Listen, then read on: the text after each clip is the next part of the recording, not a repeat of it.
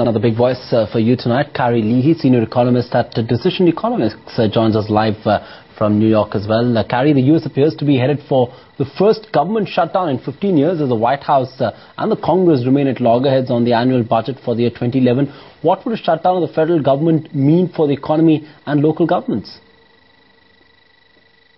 Well, it's obviously a mess. I think the market expects a shutdown light, meaning a shutdown of a week or less, which would probably be worth about 0.2% on GDP growth per week. And then there'd be a final deal, and there'll be a fairly substantial budget cut in the current fiscal year, so both sides can declare victory. So it's going to be messy, and it's certainly not going to be good for U.S. financial assets because we can't keep our fiscal house in order, and we have to shut down things to get action.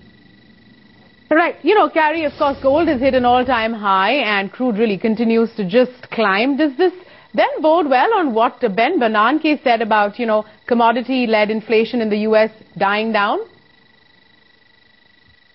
No.